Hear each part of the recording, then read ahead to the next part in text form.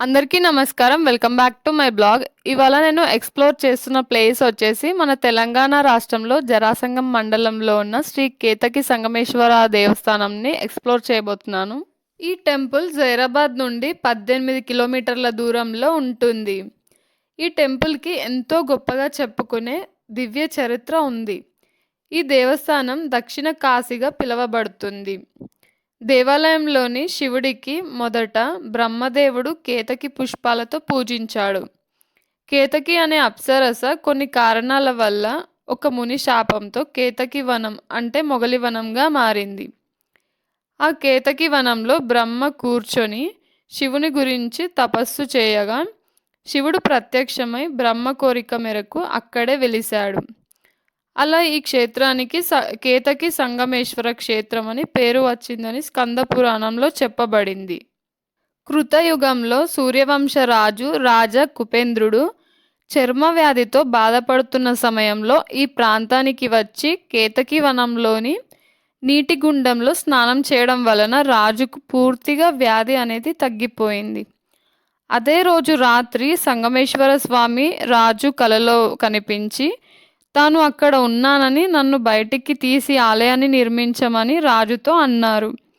పరమేశ్వరుని ఆదేశం మేరకు రాజు శివుడికి ఆలయాన్ని కట్టించాడు. ఈ టెంపుల్కి వెనుక భాగంలో పెద్ద గుండం ఉండటం ఇక్కడ ప్రత్యేకత. కాశీలో ప్రవహించే గంగా నది జలాలు భూగర్భ మార్గాన వచ్చి ఈ గుండంలో కలుస్తుందని భక్తుల నమ్మకం. ఈ టెంపుల్లో తమలపాకులు, చెరుకు ముక్కలతో నిత్య పూజలతో పాటు సోమ శుక్రవారాలు, ప్రతి అమావాస్య, పౌర్ణమి రోజుల్లో తొలి ఏకాదశి, శ్రావణ మాసంలో ప్రత్యేక పూజలు నిర్వహించబడతాయి. ప్రతి సంవత్సరం మహాశివరాత్రి సందర్భంగా 9 రోజుల పాటు పెద్ద ఎత్తున ఉత్సవాలు జరుగుతాయి. కార్తీక మాసంలో పార్వతీ సంగమేశ్వరుల కళ్యాణం వైభవంగా జరుగుతుంది. ఈ టెంపుల్కి రావడం వలన చాలా ప్రశాంతంగా అనిపిస్తుంది.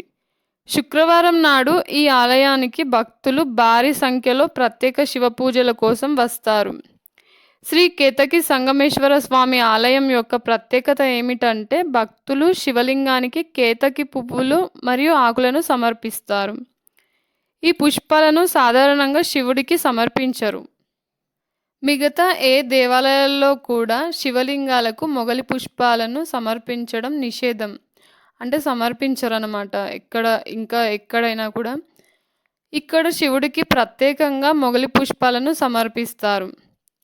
మిగతా ఏ దేవాలయాల్లో మొగలి పుష్పాలను ఎందుకు సమర్పించకూడదు అంటే మొగలి పుష్పం శివుడి శాపానికి గురైంది.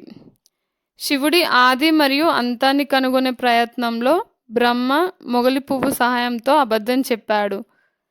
ఈ అబద్ధం కారణంగా శివుడు మొగలి పువ్వులను శాపానికి గురి చేశాడు. కాబట్టి ఇతర పూజలలో దీనిని ఉపయోగించరు.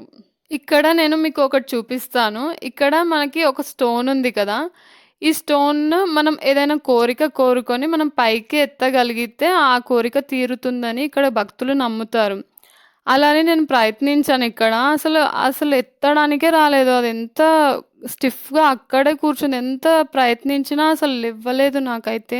ఈ స్టోన్‌ని లిఫ్ట్ చేయలేకపోయినట్లయితే ఇక్కడ అంటే మనం కోరుకున్న కోరిక తీరదు అని నమ్ముతారనమాట ఇక్కడ.